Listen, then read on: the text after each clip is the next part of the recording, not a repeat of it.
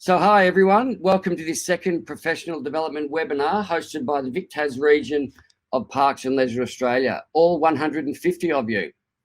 My name is Richard Simon and I am the Executive Officer of the VIC-TAS region, and I'll be your host this morning. But before we start, I'd like to acknowledge the traditional owners and custodians of country throughout Australia and their connections to land, sea and community.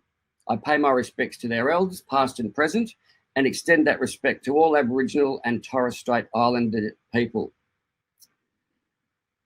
I'm excited to introduce Jared Hill and Marke Jennings-Temple from SPORTEng, one of Australia's leading sports surfaces, planning and engineering services companies, and a valued sponsor of the VIC-TAS region, and also Tim Jarvis, an environmental scientist and adventurer. But before I pass over to Tim, a couple of important procedural items about the webinar this morning. Tim, Mark and Jared will present for approximately 40 minutes, and then we will have a Q&A session for about 15 to 20 minutes. Questions and comments can be typed in your sidebar in the bottom right of your screen during the presentation, and we'll come back to those at the end. I'll formally close the webinar at approximately 11 a.m, which was the advertised time.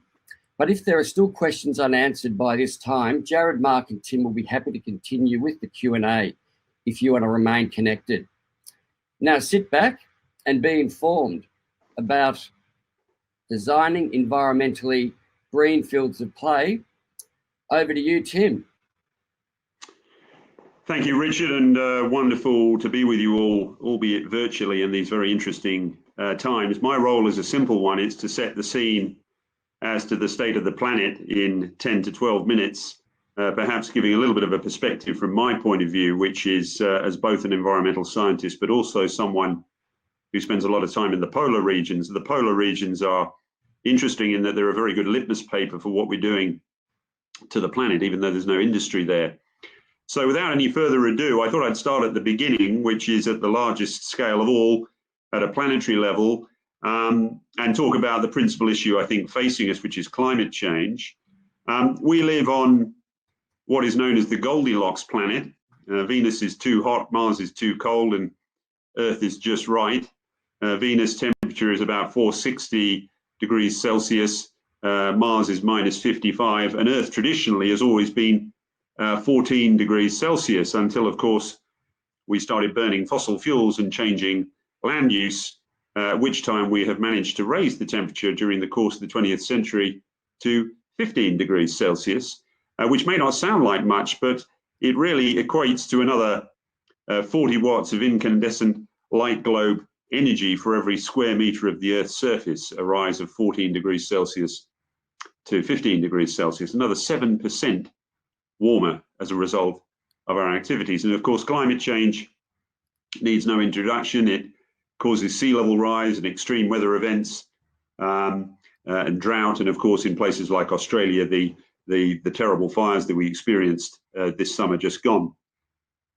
I think the second issue that we're facing of the big global issues is biodiversity loss of plants and animals, and we live in now what is known as the Anthropocene period. In other words, humanity is having such a major impact on the planet that we have an epoch named after us. Now we are resulting in a loss of animals and plants, extinctions at roughly 100 times the natural rate of change due to our presence. This, by the way, is a northern white rhino. It's one of only two animals left. I was lucky enough to see it when I was climbing on Mount Kenya last year. The two left, unfortunately, are both females, and if my biology serves me correctly, unfortunately, that means the end of this wonderful subspecies of rhino.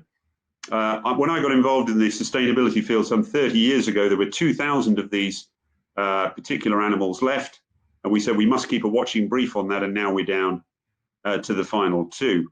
If we went back 10,000 years, the biomass, the animal biomass on the planet was made up 1% of us, and the other 99% were wild animals.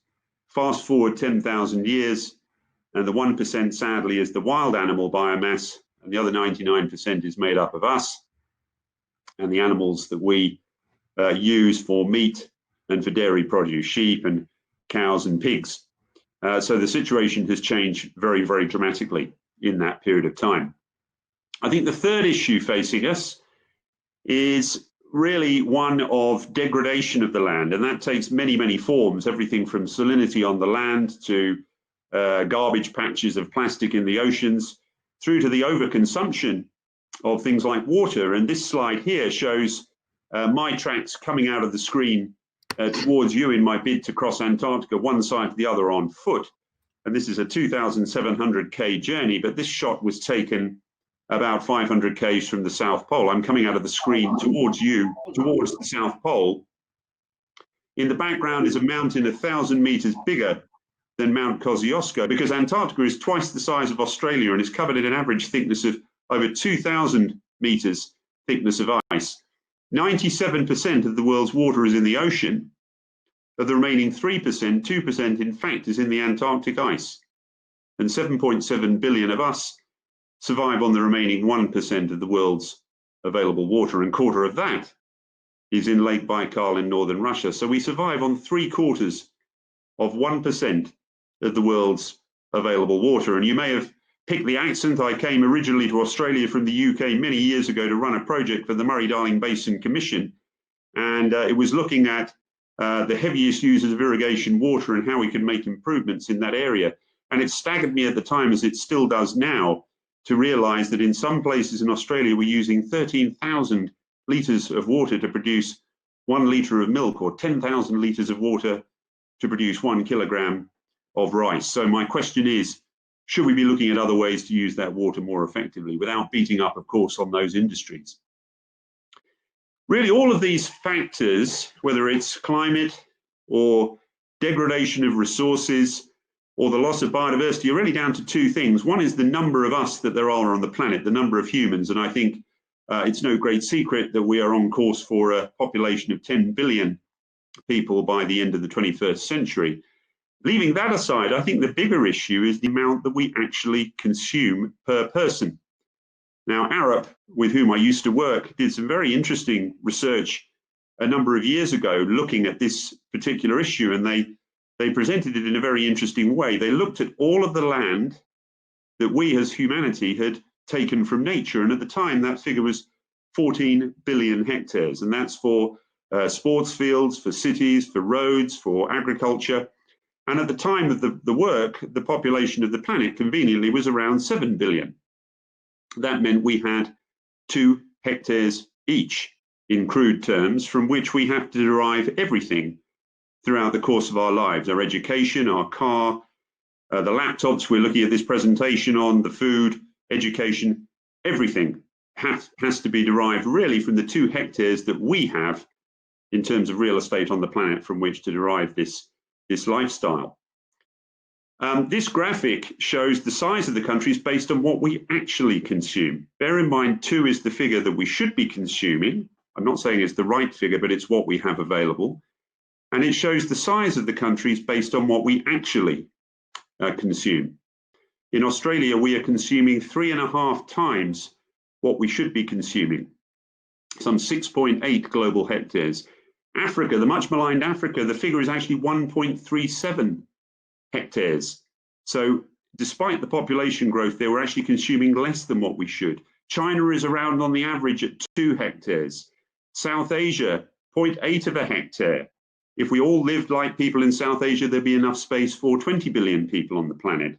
Europe and the UK are roughly where Australia is at, a little bit better. And the granddaddy of them all, where we're consuming some 5 times what we should per person, some 10 global hectares each, will probably come as no great surprise to you, is the US. In terms of what I've seen, going back to the Antarctic, you do see some absolutely remarkable things occurring as a result of the changes I've been describing. Bear in mind, there is no industry down in Antarctica, but still the effects of climate change are writ large.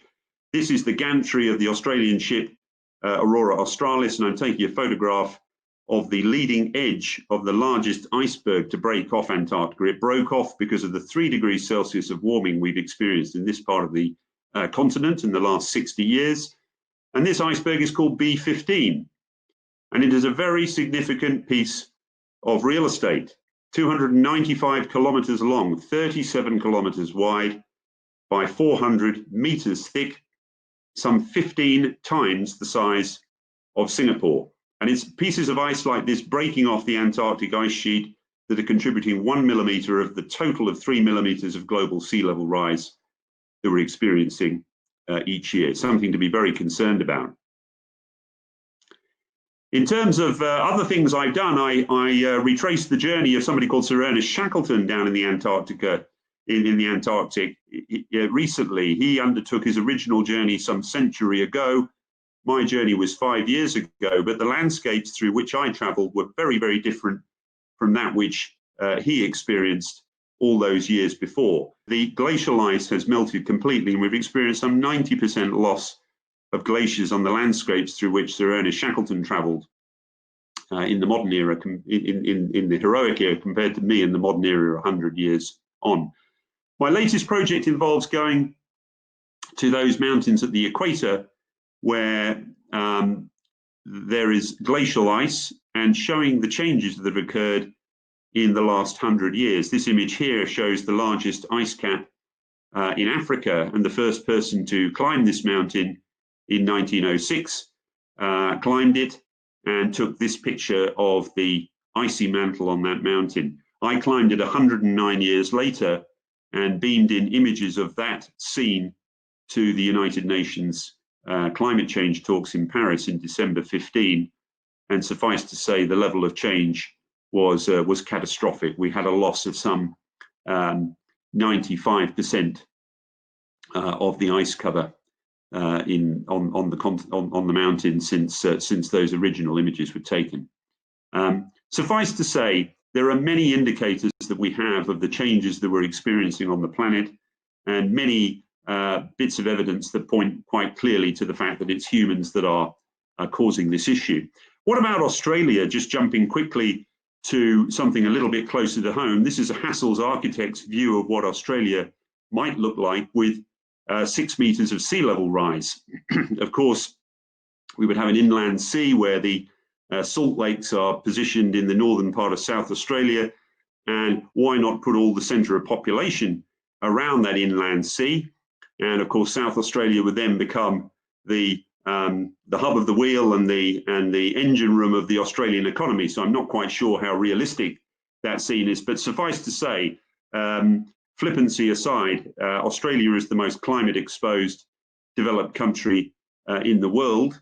The Bureau of Meteorology and the CSIRO are telling us we're on course for 3 degrees Celsius of warming by the end of the 21st century with the trajectory we're on. And that has major repercussions for many, many aspects of society, not least of all the sports sector. 7.5 million people go to at least one sporting event each year in Australia.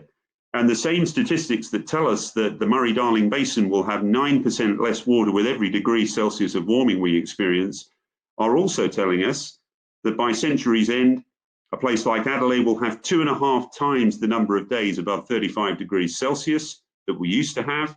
A place like Canberra will have 6 times the number of days above 35 degrees Celsius.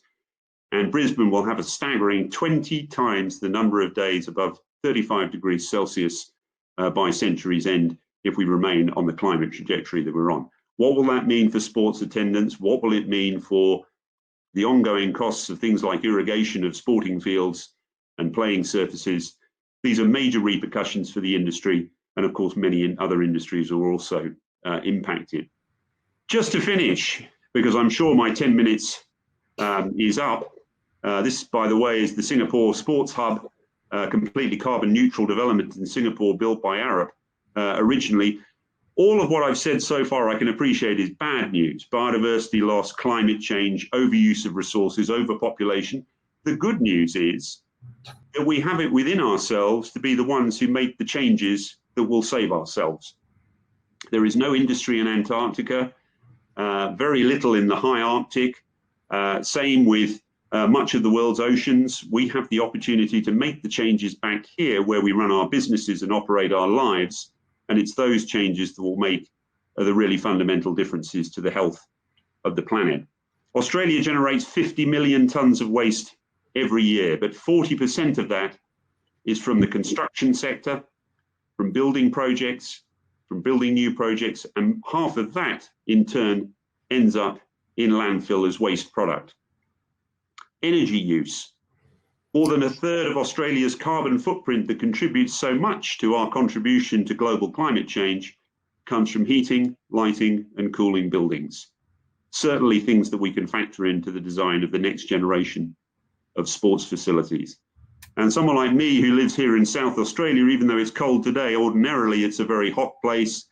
It's the driest state in the driest inhabited continent in the world. And here we use between 5 and 10% of the water that we take, much of which comes from the Murray River, for watering footy ovals and playing fields and open play spaces, a staggering 15 to 20,000 megalitres each year. So the opportunities for us to make improvements in the field of play space, to be making its contribution as a sector towards saving ourselves from many of the issues that I mentioned, are writ large for all to see. So without any further ado, I'd like to hand over to Mark and to Jared, who are going to delve a little bit deeper into what sustainability looks like in the field of play space. Just before we do that, Tim, I'm just going to have Jared and Mark come back and just going to have you have a little discussion. Maybe Jared and Mark can just reflect on some of the comments and some of the scene setting that you've just undertaken there. Thank you, Richard. Tim, just to give you further credibility, do you want to give the folks at home an overview of the project you're implementing at Personal, your tree fork project, so you can give a bit of scalability about the work you're doing to try to reverse the impact of the land use that we've been seeing all around the world? Yeah, thanks, Jared. I'm running a project personally called Fork Tree Project, which is about restoring formerly degraded pastoral property. The property is some 60 hectares in size, and that's not going to do the job on its own, but I want to set a positive example as to what's possible by reinstating the property to the way it used to be. But on top of that, I'm looking at the way in which people of the sort of scale of operation I've got can access carbon funding more easily to enable them to follow suit, because it's all about the repeatability and scalability of these kinds of operations. 60 hectares doesn't sound like much, but some 10% of Australia's agriculture is situated on small holding properties like mine. And those people currently don't have any incentive to plant trees or re-establish wilderness, which will have the dual benefits of reversing biodiversity loss and also combating climate change. So I'm hoping I can get 20,000 trees in the ground over the course of the next 4 years. But more importantly, I'm looking at how I can try and make the carbon funding scheme more accessible to people with properties of my size. Not for me, but for others. Yeah, fantastic. Thanks for that, Tim. Well, I think the slides up ready now for Mark to continue the presentation. So we'll hand over to Mark now. Okay, great. Thank you, Tim. Thanks, Jared. Thanks, Richard. Thanks, everyone, for dialing in. Look, I have the unenviable task of following on from Tim's conversation. And look, as Tim alluded to and said very clearly, that a lot of the problems that he's witnessed on his travels and a lot of the problems that he talked about and issues that he talked about, they don't start in those places. The polar issues don't start in that polar region. The issues with the oceans don't start in the oceans. And in fact, they kind of start here with us in our cities, on our projects, in the decisions that we make on our development. So what I'm going to do is I'm going to talk a little bit about the ways that we can build sustainability and environmental awareness into our projects. And what I will do is, I think we just need to set the scene as to why sustainable development is important before we come back to those pretty boring words. And what the US EPA have said is that it's the practice of creating these structures or using processes that are environmentally responsible, resource efficient. These are key words here. But what's really important about this sentence is it really highlights that this idea of applying sustainable development and sustainability practices to our projects comes in every phase of the project. And this will come up as a theme, from the design, the construction, the operation, the maintenance, renovation, and the deconstruction of whatever it is that we create. And so the key message here is that we have to encapsulate the whole thing. And if we're really serious about bringing sustainable development into our projects, we need to consider what it is not. And this is important. You know, it's not a box ticking exercise. It's not an afterthought. It's not lip service. The processes that wrapped around implementing sustainability into our projects are very require a lot of commitment. They're very detailed, and they can't just be applied in an ad hoc sort of way. And if we do take this ad hoc approach and we just try and throw in these various elements, there's some negatives there. It doesn't provide a great deal of direction and focus for a project. So it's very clear to engage stakeholders, to demonstrate to the team or a wider, broader audience what you're trying to achieve with that project and what you're trying to, what impact you're trying to make. And particularly if you're trying to take quite a different path than a sort of business as usual sort of approach. Those outcomes that you're looking for, they're not very clear. It's hard to convey. There's no real accountability. And I think probably one of the key things is that all of the potential benefits from applying sustainability principles and environmental awareness into our projects, they're not realized. And in fact, if you use these sort of frameworks to bring these elements together, then that's how you can do it. And I guess by bringing a framework into the project, we come back to this idea of a rating tool. What I'm going to talk about is I'm going to introduce one such rating tool. There are over 600 sustainable related rating tools in the world that can be applied to various different projects, different buildings, different structures, different things. But one of them which has seemed to gain a lot of traction, particularly here in Australia and New Zealand, has been ISCA. So this is the Infrastructure Sustainability Council of Australia. And what they've done is they've developed this rating scheme. So it's called an IS rating scheme. And they apply that, or you apply that in your project in order to get an ISCA rating to these various stages of the project.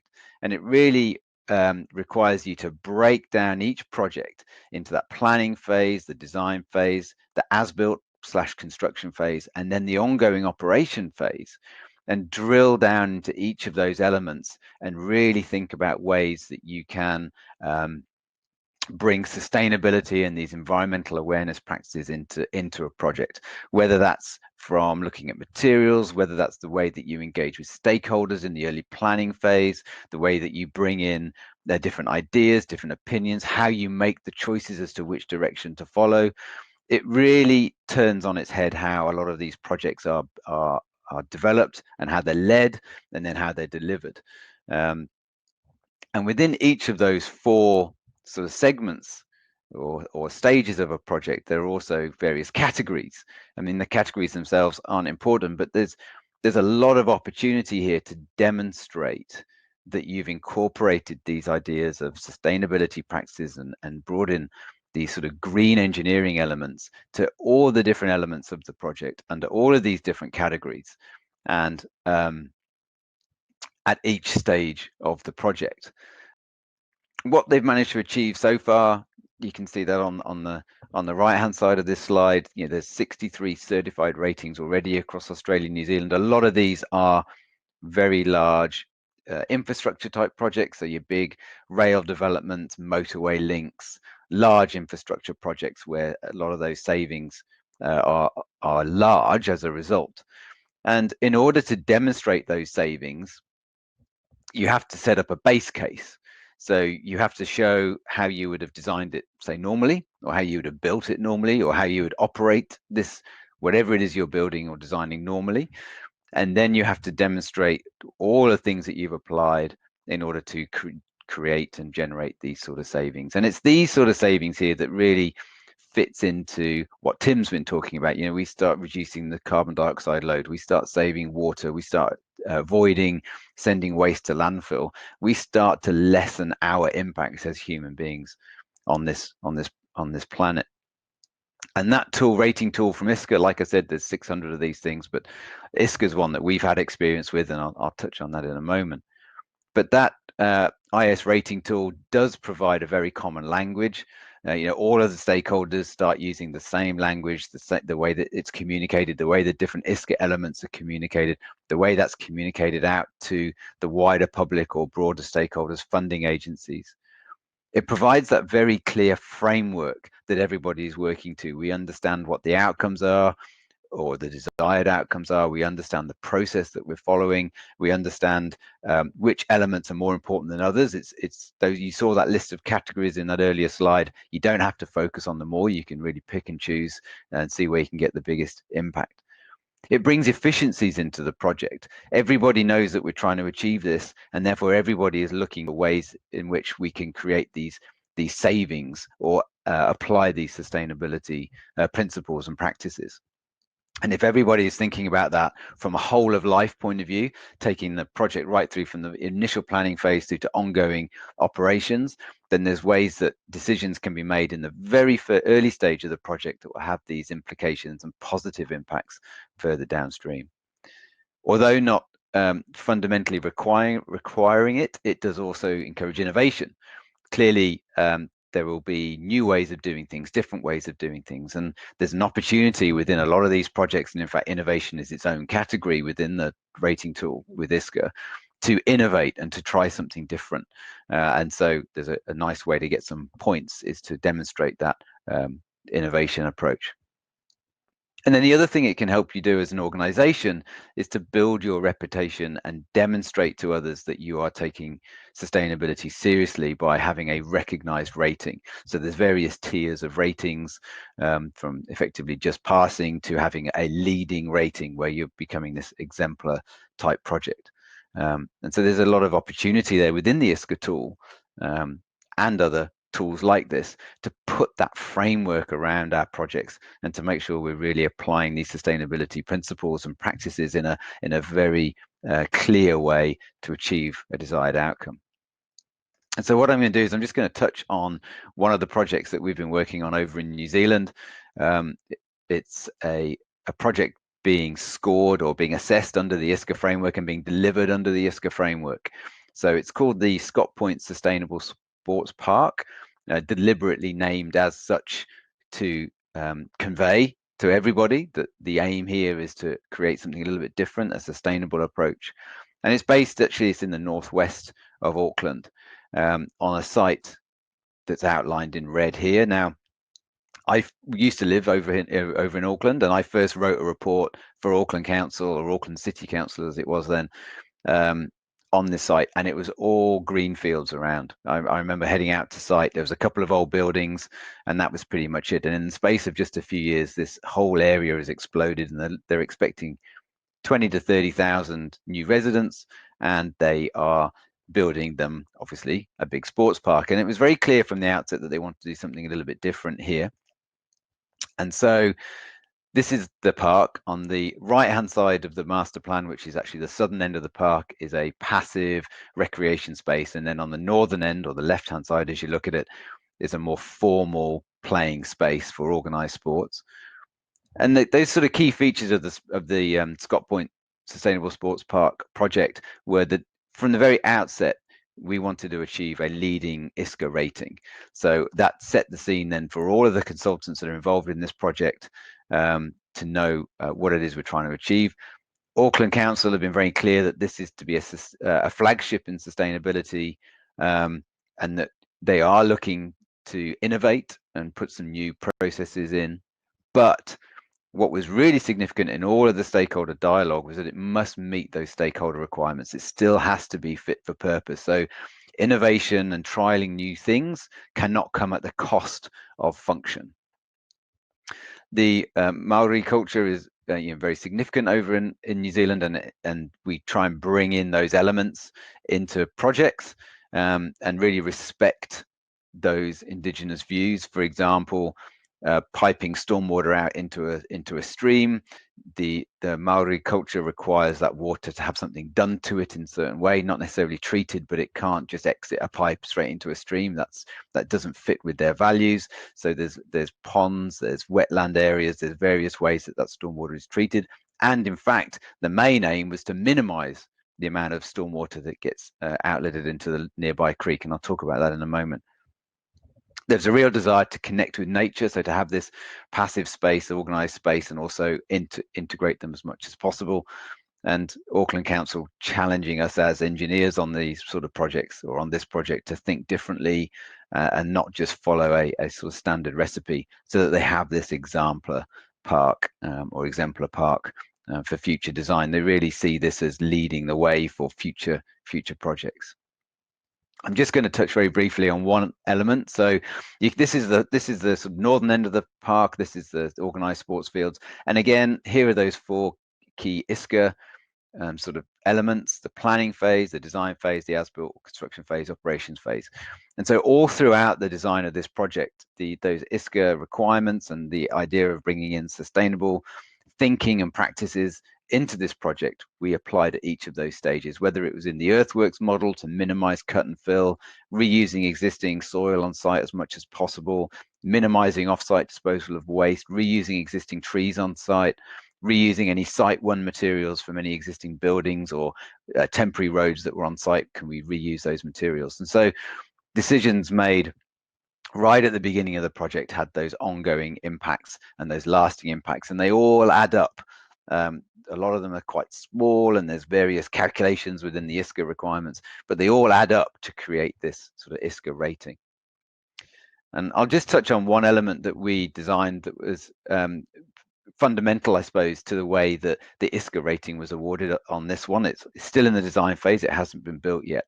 But the main thing here was around water, and there was a real desire to capture as much water as possible that fell on the site. It's a large site, and then reuse it elsewhere. So we looked at below ground storage, and rather than large tanks, we've sort of spread out that large tank in a cell beneath the fields, both under the natural turf fields and the synthetic turf fields. Under the natural turf field, that one in particular on the top right hand side of the screen, it sub-irrigates back up into the root zone. Under the synthetic turf fields, which are the ones, if you look at the bottom picture, it's the ones nearest the bottom of the screen, it captures that water and then moves it towards a day tank, which is the blue square near the words rooftop collection in that bottom image. And then from that day tank, it can get irrigated onto the other natural turf fields using conventional irrigation means. So the idea being that this is innovative, so it scored a big tick, but also it provided a huge amount of saving in terms of ongoing water requirements. The challenge you're set to us is, imagine if you can't put your stormwater out into the creek. Imagine if you can't irrigate with town mains water. How would you do this? What would you design? So it really relied us or encouraged us to think about a system-wide approach, how all of these elements integrate, and then minimize any off-site effects through using recycled products, and the actual individual products themselves are also certified and green scored, whether they're recycled materials, recycled plastics, reused or repurposed. So every step of the way, every ingredient within the chain was reviewed. That's just one way that ISCA framework really focuses one's thinking into applying these sustainability principles. Having said all of that, I think it's important to recognize that these rating tools and these frameworks aren't always necessary. They are a huge and significant commitment. They place a huge time burden and cost burden, particularly on smaller projects. ISCA generally used to be for the tens of millions of dollar project. They've now just come, or hundreds of millions rather. They now have a small project version, which is for sort of 20 million or under projects. But when you're dealing in the couple of million space, it's still not yet suitable, I don't think. And in particular, our field of play materials are not really allowed for. One of the challenges we had with the synthetic turf, for example, was saying, well, let's use a virgin rubber infill as opposed to a SBR car and truck tire infill, but rubber as a material didn't feature in that materials calculator for ISCA. So there are other ways that we can apply this, and I think what Jared is now going to go on and talk about is how we can apply some of that sustainable thinking and those sustainable practices, perhaps without all of the hurdles of these rating tools and frameworks, but still achieve its goal. So I'll just hand over to you, Jared, when you're ready. Yeah, thank you, Mark. As Mark has intimated, there's a series of different frameworks that are available for us all to try to implement sustainable design in our field of plays. Obviously, Tim started at the macro scale, and Mark's worked through some of those frameworks, and I'm really going to delve down in some of the micro scale and how we can implement these type of considerations in what we do from the field of play design. Nothing worth having comes easy, and as Mark said, there's none of these frameworks come easy. There's a lot of input required. And a lot of that input often requires additional funds. Some of the materials are a lot cheaper, are more expensive to be more sustainable. So sustainable design isn't the norm. The norm is the standard design. The standard design is cheap, but the standard design didn't used to always be the norm. So the more we do something, the more it becomes the norm, and the more the norm becomes, the more it becomes more affordable. So as I said, I'm going to delve into a couple of key sort of ideas and look at how they can be implemented at this scale. And in particular, talk about some of the key ideas that we have. So as Mark said, there's lots of frameworks. There's all different ways to look at sustainable field of play design, field of play sustainable design. These are three key words that I look at when we start looking at a design and how we can implement sustainable design. Reuse is self-explanatory. Obviously, they're either reusing Site 1 materials or reusing waste material from other sites, so avoiding that going into a landfill. Minimise, I prefer the word minimise over reduction or reduce. Reduce is, by definition, is just to reduce it by a percentage. By definition, minimise means is to minimise it, get it down to as low as possible. So I prefer to use the word minimise, and optimise is a word that I feel brings a bit of positivity to it there. So so the first two provide a little bit of constraints around the way of thinking. Optimizing is more around optimizing design, optimizing construction to obtain a more sustainable outcome. So it gives a bit more of a positive input. I'm going to start off with a big bang. When you really think about, and if you go back to Tim's presentation around what from a global scale, we use drinking water to irrigate our sports fields, and I know that's unavoidable to some degree, but when you start thinking about that on a global scale, that we all irrigate our natural turf fields with water that some countries would die to have to drink, it is wasteful. So obviously there are much larger sewer schemes, treatment schemes, but this is more looking at some of the smaller schemes that are available. At the medium scale, you've got the MCG and Sydney Olympic Park, which have sewer mining schemes where they're harvesting sewer from adjacent sewer infrastructure. And they're using that to reduce their irrigation consumption. At a smaller scale, again, there's golf course, Kerr Lewis Golf Course in Geelong and Pennant Hills in New South Wales. They're using these modular systems to treat the sewer and not put to minimise the stress on the adjacent waterways. Both those systems are producing 60 to 100 million megalitres each year.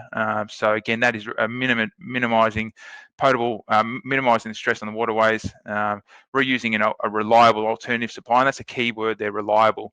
We often have conversations around using stormwater and treating that. That's not a reliable source. Sewer will be there all year round. We will all visit the toilet, we'll all wash our dishes. Sewer will always be accessible all year round, whereas stormwater treatment is a minimising. It doesn't exactly able us to have a supply when we need it, which is during the summer months. It sort of flows into efficient and targeted irrigation. So obviously, I've just talked about a potential scheme to get another source for irrigation. But here we're looking at efficient and targeted ways to use that. Efficient obviously is around minimising wastage. So we're really looking at efficiently putting the water across the surface.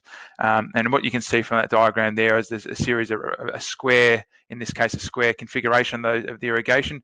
The only way you can truly get a uniform configuration, a uniform application of irrigation is to have a consistent, uniform layout for as much of the field of play as possible. Here you can see around the boundary lines, we fudge it in because you're putting in a square layout into an oval shape, but you're trying to get that as much uniformity as possible in the high wear areas. The targeted side is something we do it at the elite level, where we can actually target zoned controls. So you can see those blue circles illustrate zoned controls for those irrigations. So here I can turn on a bank of irrigation that irrigates the goal mouth, or I can irrigate the center square. I'd say too often I get pushback from some councils who say that's too complicated for us to understand where the pipe work's running. We just prefer to have straight lines across the field of play. Now, I can appreciate the simplicity of that, but from a pure turf management sense, it doesn't allow you to target some of the areas. So if you've got shaded areas around the boundary line and you've got a straight line coming off the boundary line that enters from the boundary line to the center, you're going to be irrigating areas that may not need to be irrigated. So it then speaks to the ability to control the system. So again, that image to the left there is what I'd say is a highly ununiform system. You've got a series of different spacings. You've got squares, triangles, diamonds, parallelograms, and they were trying to tell me that was a uniform coverage. You end up having significant overspray and underspray in some areas. The image to the right is the larger scale of efficiency. The image there is of the SEG's irrigation solenoid control room. So every one of those solenoids controls a single sprinkler out in the field of play. Now that's probably at the excessive end, but our friends down at City of Casey, under the guidance of Danny Edmonds, has been implementing a similar design where he clusters his solenoids in above ground boxes for ease of access. The bottom two have a strong relationship between control and moisture censoring. So the one on the left allows someone to have control of the irrigation system by an iPad, but it also allows them to monitor the water application and monitor, if they do have moisture sensors, the application of how much is percolating through the profile. So having moisture sensors in combination with those type of systems allows you to target your irrigation and not just blindly put down 10 mil tonight because that's what you historically do. You know, understanding the moisture in the profile allows you to control the moisture content being applied to it. Another big bugbear of mine, and I know this will ruffle some feathers, soil profiles do not reduce irrigation demand. Turf is an organic element and it requires the same volume of water regardless of the profile. So whether that's sand, soil, clay, whatever it is the grass is in, that grass needs a certain volume to grow. Obviously, then it is about how you retain that grass in the profile. A soil-based profile will have a very low infiltration rate. So anything you apply to the surface will generally sit in the surface or only penetrate maybe the top 20, 30, 40 mil. When the sun comes up, because you're irrigating because it is hot, or generally the grass needs it then, the sun will come up and you'll lose the majority of that moisture through transpiration through the profile because the water's not getting deep enough into the profile. So understanding the profile and how the water can actually get in there. Obviously the sand is at the extreme end of that because it does let water through. So you need to slow it down to some degree and include some sort of additive to slow that down, whether that's natural organic amendments or artificial, but you need to be able to retard the flow. But with sand, at least you can get that water ingress into the top 50, 100, 150 mil, depending on your profile. As you can see there, a silt in the clay is obviously the extremity of it, but the pore spaces are so small, the water just does not pass into the profile. Common sense, this one, minimize material transport distance. We really, and we all fall into the trap at times. We sometimes get the cheapest product because it is the cheapest and not consider where it is coming from. We do it with everything, synthetic grasses, we do it with natural turf. We import natural turf across state boundaries. You know, here in Victoria, we have some fantastic turf growers in some of the best growing conditions, and yet, and I'll be at fault, I'll put my hand up, I've done this as well. We have supported the movement of turf across borderlines when there's generally something available locally. So looking at how we can minimize the distance of transport for that material, again, can help to minimize the CO2 consumption. It minimizes freight mostly on the road, so it minimizes the infrastructure on our roadway. And by using more local product across the board, whether it's natural turf, synthetic, what it is, it will optimize local productions, and generally optimizing local productions results in cost savings to everyone involved. So this was a video from West Coast Eagles training ground, which we were involved in, where we were actually utilising Site 1 material. So this was an old car park. We took the asphalt top off and we harvested all the sands beneath it. We tested it, harvested it, sieved it, and got enough growing medium to construct 2 large ovals. Now, obviously, over in the west, sand is everywhere, so it's a lot easier to come across. But it's not just growing mediums as well. Tennis courts, netball courts, hard court pavements, too often we dig them up and throw them out without considering that their value for the reconstruction works. We've recently did a job at Eltham High School where we used the pavement material and blended it back into the subgrade to make it stabilise the subgrade and built up off there. Another project where we pretty much utilised the existing concrete pavement and built directly on top of it because it was not complying with the grades. Some tennis courts down at Frankston, we've recently Ontocar conversion to hard courts. We simply just took the top 30-40 mil of Ontocar off, exposed the granular base and built directly up on that. Again, minimising waste, reducing, reusing Site 1 materials. I guess a lot of what we're trying to do is minimise carbon, because obviously that is the impact that's one of the elements that has the greatest impact on the environment. So trying to find carbon materials that have low carbon usage. We have a fascination at some levels of using concrete for our fields of play, particularly hard courts.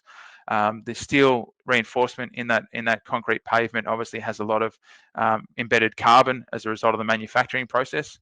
Often we too readily go to concrete as the solution, where there could be other options. So considering those other options sometimes could help minimise the impact on the environment as well. Self-explanatory again, optimising construction activities. So this is where we as designers need to work closely with the construction industry to find ways that we can simplify our designs that can lead to optimised construction techniques.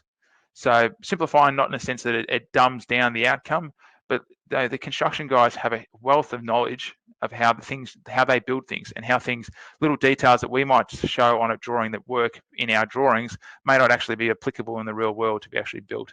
So understanding how we can optimize the design to optimize construction activities.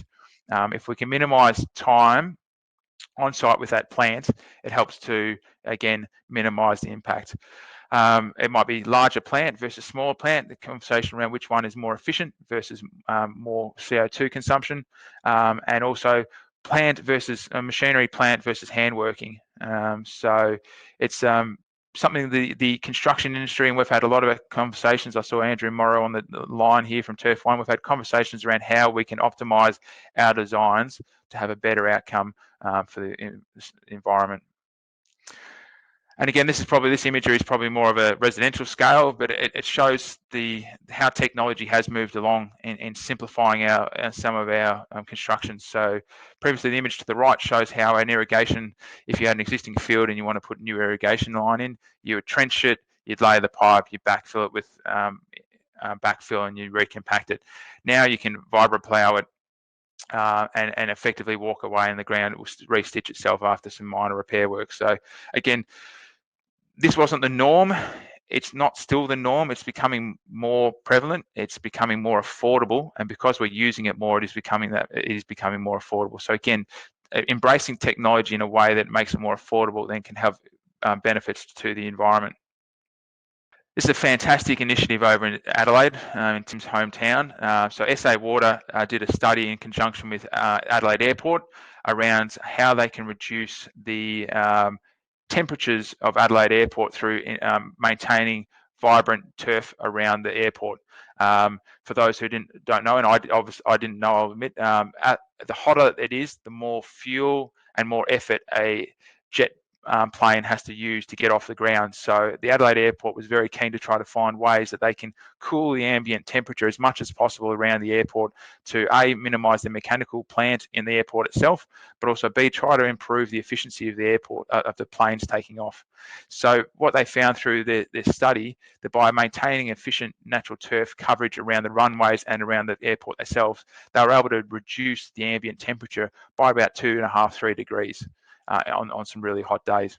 And then, so what SA Water have now subsequently after that study, they've now installed a series of heat sensors around Adelaide City, predominantly around playgrounds, sports fields, and monitoring the heat. And you can see those dots across there with the corresponding temperatures. So they can monitor where a irrigated ground and what the impact that has on the community, and what a synthetic field might have, or a hard court. So they're in the process of this, still monitoring this information. But what it sort of leads to is a project we're working over in WA, and it's a new sports development. But what you can see here is the image to the left is obviously the aerial of the ground of the site. Maniana Park is an existing, well irrigated sports field, luscious and green.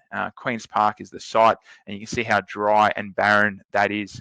If you then can move across to the right image, you can see the heat map from the area. Maniana Park, nice and lush and green, and you can see the flow effect that has on the residential area around it. It starts to cool down naturally those residential houses adjacent to it. Then you move up to Queen's Park, where it is a barren sand, not much grass coverage, and you can see how hot that is, and then the flow effect that then has onto the residential area adjacent to it. So again, it impacts the environment in a heat sense, but those people adjacent to Queen's Park will have to have a much higher cooling need, because it is a lot hotter in that area, whereas the people adjacent to Maniana Park may not need to have their 1 or 2 hours less each day of cooling. So there are some significant benefits there. Finally, I thought I'd just end on synthetic grass. Is it the solution or the cause? There's a lot of conversations around synthetic grass. Mark obviously touched base on the different infill materials. If you strip it down to its basic form, synthetic grass allows usage of up to 60 hours per week. That is the equivalent of 2 to 3 natural turf equivalents. So getting back to Tim's initial conversation, one, we save land mass. We can use the synthetic ground at a much higher intensity than we can the natural turf. So from that perspective, it is reducing land usage. It obviously reduces irrigation, which is a positive. The negative for this synthetic grass is obviously the fact that it is a manufactured asset, and currently most of it is manufactured from virgin materials. The virgin materials, there are options. There are organic materials, there are recyclable materials, but we're looking at different ways to implement those in our climate. The final piece of the puzzle is the fact that companies are now turning to having these systems fully recyclable. So from a cradle to the grave, these systems are being installed, being harvested, being recycled, and then put back into the same system at another installation. So are they the solution or the cause? I'd say they're halfway between both at the moment, because the end of life at the moment is a big problem. We are having to throw these away to tips, and we are having to, or there's only so many equestrian facilities that can achieve them. And I'm seeing a good question from Colin that is reminding me that yes, heat is a huge concern with synthetics. The organic infills do help reduce that. What they have found with their study in SA water is by having significant natural vegetation around these synthetic fields does help to reduce the heat island sink effect. It doesn't change the temperature of the surface dramatically, but it does impact some of the heat flow into adjacent areas. So it's not going to be the solution for everything, but there are definitely some improvements along the way that we can. But from a reuse, it will potentially have reusability. It does minimize land usage. It does minimize irrigation. We can optimize usage, and as I said, we can minimize and optimize the construction techniques going forward.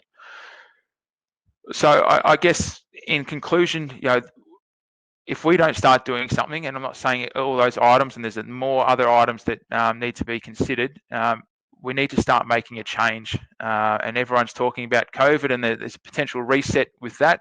This may or may not be the kicker for it, but excuse me, if we don't start considering what we're doing, as Tim said, we're going to lose more of the environment. And I don't think we want to leave that behind for our future generations. So with that, I'll bring Tim and Mark back into the frame, and it's been great. We're starting to see some sort of feedback through the questions. So if Tim and Mark want to join the frame, we'll start looking at some of those questions that are coming through. Mark, you've done a fair bit of study and looking into the heat impact of synthetic grass. Do you want to talk through some of the things that you've found over the time and some of the what is being done to help obviously mitigate some of that heat? Yeah, sure. Thanks, Jared. Some good questions there about the synthetic turf and the heat effects. The heat island effects is clearly well known. A lot of the early research came out of places like Las Vegas. They clearly get very hot, and they just found that the impact of the synthetic turf beyond the boundary of the synthetic turf was huge. It was causing drought conditions, plants were dying, and that really fueled the move towards some alternative infill materials. Plus not only different alternative infill materials, but certain coatings. So there are companies out there that have a coating you can spray onto a turf that holds a little bit more moisture, that brings the temperature down. But a lot of the discussion around synthetic turf has moved away from just pure temperature. So clearly they get hot. At what height above the surface they're a problem for human beings is you can have a conversation about. I did some research for Auckland Council when I lived in Auckland, and I set temperature sensors at 3 heights above the surface of the turf. At 30 centimeters above the turf, it was equally as hot as an asphalt car park. But once you start getting up to over a meter and nearly a meter and a half, they were all virtually the same temperature. And so the arguments around temperature sit much more in what's called heat stress, which is a function of the amount players are running around, the clothing they're wearing, the ambient sort of climatic conditions at the time. Is it humid? Is it hot? Is it raining? And I think this idea of heat stress on people is more of an issue than just the temperature of the turf itself. You don't really get scalded and burnt from them. There's various reports of blisters on people's feet, but there's very few of those. It's more a conversation around managing use on a synthetic turf during high temperatures, and also selecting infill materials that don't absorb heat so much, which is generally just staying away from that black SBR infill from your minced up car and truck tires. Yeah, and I mean, it's Mark alluded to. There's a lot of research going into this, and I see some commentary coming through around companies who are looking at using recycled materials. So a lot of large companies, so the Field Turfs and the APTs of this world, that they're looking at having fully reinforced systems. At the moment, one of the biggest implications is the ability to harvest the systems, and then so separating the infill, removing the carpet is a timely and costly process at the moment. It is becoming more efficient as more fields get pulled up. We're getting better at it. So the contractors are learning, making adjustments to some existing machinery to try to make that system a lot easier. Regarding the recycling of that product, again, in the European region, particularly European region, the Denmarks of this world and Holland, they're more accustomed to recycling. So they have, I believe in Denmark, I think they have a mandate where from the government that any field that gets pulled up has to be recycled. So, but they have a much larger volume. Like they're pulling up 50 to 100 pitches each year in those regions. That makes recycling affordable. So it comes back to that point. The more we do it, the more affordable it comes. So at the moment, we're probably pulling up maybe 10 to 15 at a stretch pitches in Australia along the East Coast predominantly. So we're not really at that critical mass yet before we can start to get enough product that we can make recycling affordable, unless the government steps in and says we will mandate it and we will help fund it for the next several years. But it is something that is definitely it is a work in progress, and the industry is aware of it, and it's forever changing. And a part of the problem, sorry, Jared, jumping in, part of the problem is that we're pulling up old fields, and those old fields were never manufactured to help with the recycling process. So the new products are coming in where they're using similar chemistry in all of the backing compound and the yarns, which makes recycling a lot easier. That'll happen when they get replaced, but the ones that we're pulling up now are the ones that are the most difficult to do anything with, because they were never designed 10, 15 years ago to recycle them at the end of their life. So there's certainly challenges around what to do with these old fields at the moment. Yeah, and in fact, what we've even seen is that in some cases, people are installing a new field directly on top of an old field, thinking that in 10 or 12 years time, when that one wears out, the technology would have improved, the recycling technology would have been improved well enough or advanced enough that we can go back to that really old field that's now 20 odd years old underneath and be able to recycle that as well. So it's just a case of delaying it, but we're hoping that technology, particularly the recycling technology, catches up with, you know, perhaps some of the mistakes, if you like, of the manufacturing of those early turfs. I see a lot of commentary around hybrids. Yes, there are hybrids here in Australia, predominantly at the elite end, and I know Mark's had some exposure in New Zealand, do a lot of hybrids. Hybrids at this stage, obviously, giving us around, they say, around 30 to 35 hours of use. So it is a good alternative to a natural turf to give you that longevity. So the reason it is so heavily used in the European region is the fact that they've got a lot of cool season grasses. So the synthetic fibres from the natural turf stands up vertically, so it allows the hybrid grass to easily sit within that in that crown. Here in Australia, we have a lot of warm season grasses, so there are a lot of creeping grasses, which then result in folding over. They creep and grow horizontally, which folds a lot of those fibres down. So it requires a lot of maintenance to keep coming through and raking those fibres to make them stand up again. So that's why at this stage, they're predominantly at the elite level in stadias where some curators are managing ryegrass surfaces all year round. But it's definitely something that is more and more being used, and we're seeing them in high wear areas. So I was just, I think Richard's asked me just to throw over him as official closing. But as he said, if anyone wants to hang around, we're happy to go through some more questions which we're seeing come through. Yeah, thanks very much, Jared, and Mark and Tim, and to all participants this morning. We peaked at about 120 to 125. And there's still about 85 still left in the room. So as Jared said, we can continue on going through some of those questions and comments. But I do want to acknowledge the three speakers this morning and also SportEng generally for their support for this webinar.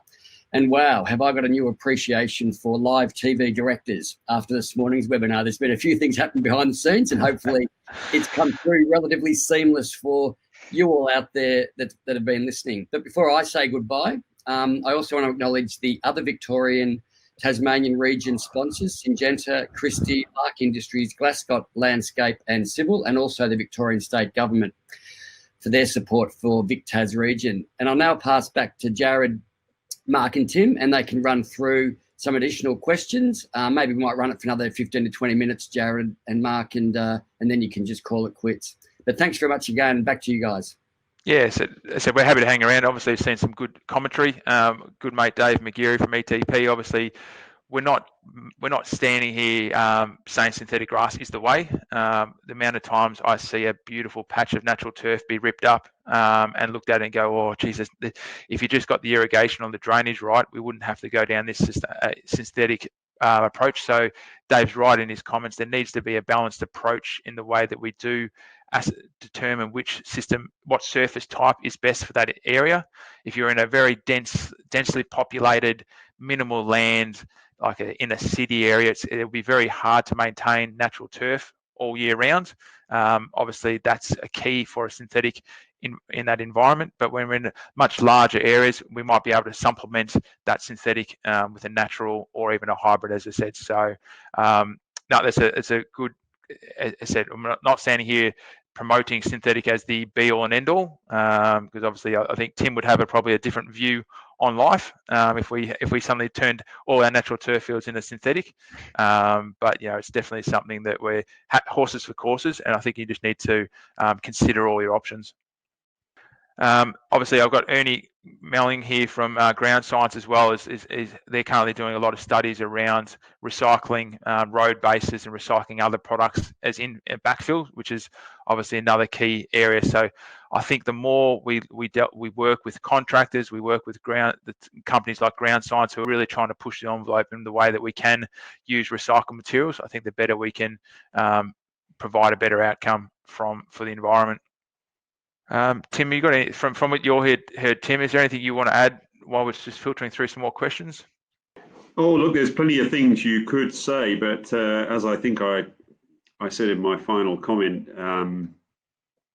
you know, the opportunity for us to make a huge difference in the areas of waste generation, energy and water use are really available for us to just go and take them and run with them. And certainly in some instances, you've got some trade-offs. You know, the construction of a synthetic playing surface is not without its own kind of issues in terms of carbon footprint of materials and things like that. But obviously there's a trade-off over time in terms of water use and other factors.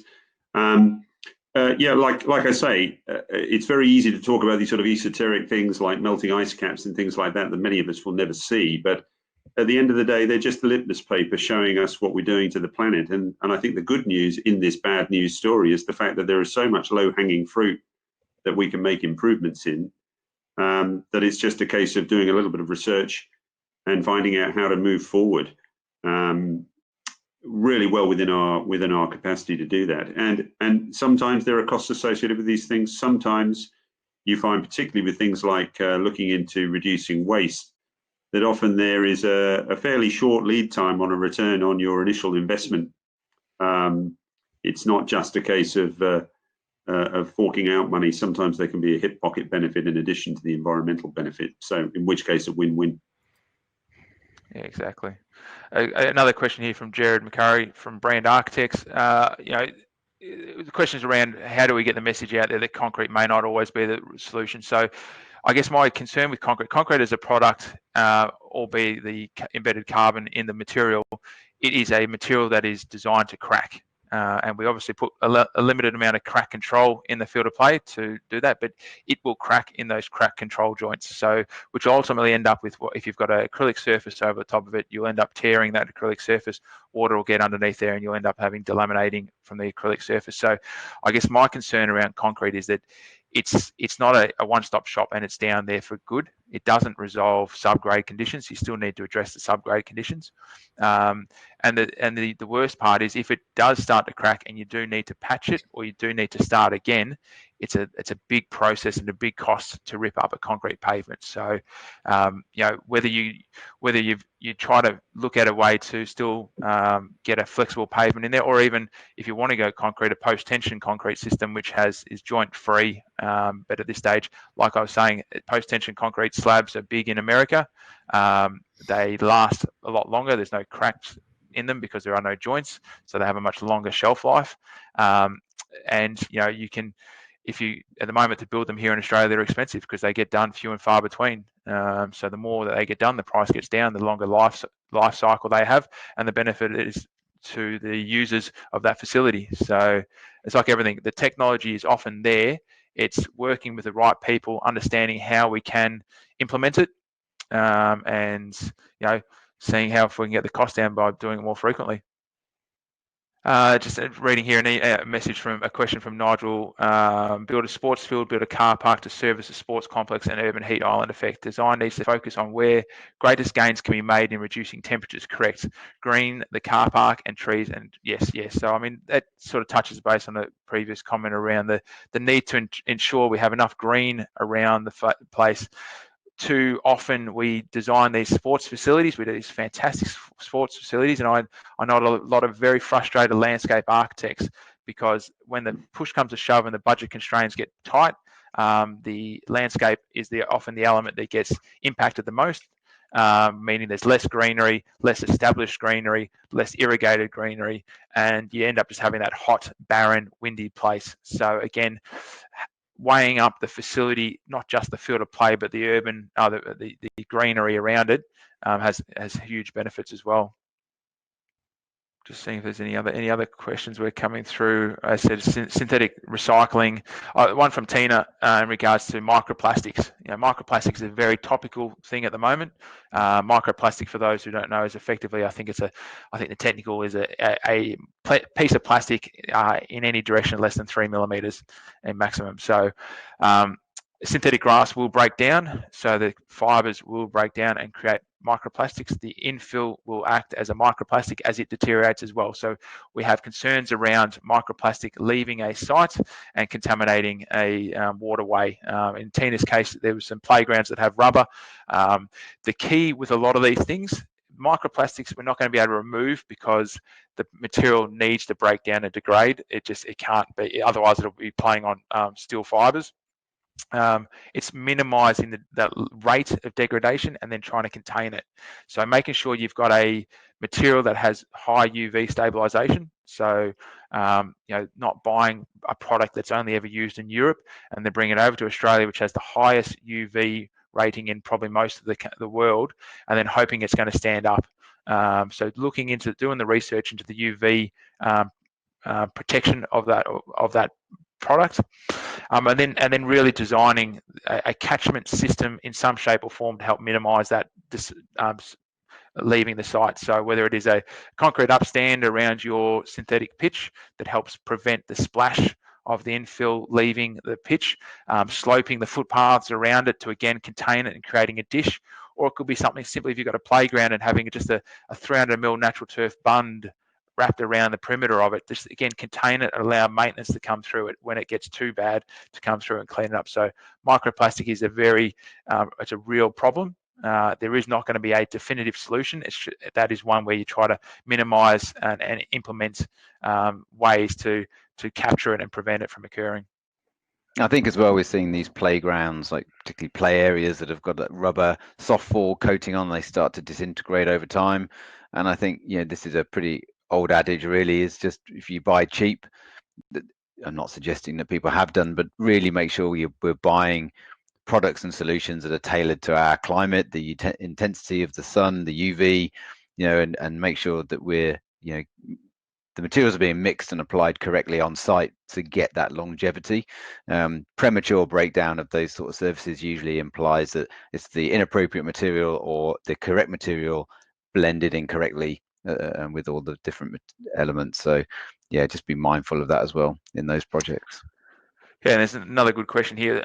There's a lot of regulating, sports governing body to regulate the use of irrigation to keep the surface cool, in particular, well, not cool, but to improve the performance. So obviously FIH from a hockey perspective requires the pitch to be irrigated at the elite level to improve the performance of the pitch. For years, the FIH has been trying to minimise the amount of irrigation that can be applied, working with the manufacturers to minimise that. They have got a plan, I think it's the 2025, or they've got a deadline where they're trying to work through and have an irrigation-free system. So they're working to that. And then I guess the follow-on to that question from Chris was around the fact that if it is recycled material, we have limited windows of opportunity to irrigate because of fear of contamination with coming in contact with humans. So obviously that does mitigate the window that we can irrigate sometimes. So again, just working through some of those roadblocks, finding ways around, you know, being efficient with your application, monitoring it, and working within that within the available time frame. Yeah, I think it also depends on, there are other options as well. So Henderson High School out in West Auckland, they have a synthetic hockey field, and they apply water onto that field that they have treated on site. So they collect all of the rainwater and stormwater that comes through. It goes through a system of UV treatment, of macro filters, microfilters, UV treatment, and chlorination. So it's effectively potable water, and then they can apply it straight back on the field. It doesn't have to come from the main supply once there's a cycle, and particularly with the rainfall Auckland gets, that works quite well. But you know, there's always ways to think about it, and that's where these rating tools can come in. Because if you decide to go for a rating, if you decide to have some kind of formal acknowledgement that you're applying sustainability principles into your project, it requires you to look at all of these different elements and come up with some other way, something a little bit different. There's always a different way to think about it, and these rating tools do focus them one's mind and make you consider it. There's not too many more questions coming through. I'll echo Jared's comments there as he's leaving. And yes, architects should start to get in this space because it's not just a field of play, because there's obviously a lot of the built form around there that does impact it as well. So questions to come on synthetic surfaces. Are there any regulations regarding when a synthetic is too hot for play to continue play to commence? Mark, I'll pass that question on to you from your FIFA accreditation. Yeah, look, I can't remember the actual number that FIFA use, but they do have their heat breaks now, not just actually on synthetic turf, but anywhere where they're playing the game of football in hot climates. The various universities have got different criteria. Universities in the States have got cut-off temperatures. Once it hits 50 degrees C or 60 degrees C, they will cut off. There is no formal number. There is no sort of global agreed number. It's very dependent on the surface type and the system type and how that system responds to that ambient sunlight. It's very much case by case. There's no sort of set number. All right. Well, the questions seem to be drying up, which is hopefully a sign that we're answering a lot of them for you. So on that note, we'll probably thank everyone for the time. Thank you for tuning in. Hopefully you got something out of it. Obviously, Tim was able to bring a great perspective from a much larger scale. So yeah, thank you for your time. Thank you, everyone. Thanks everyone, and especially Jared, Mark, and Tim again. And PLA members and visitors, we'll see you at the next webinar, and hopefully in person at some in-person seminars and events in the not too distant future. Thanks again, everyone. Bye for now. Thank you all. Thank you. Thank you.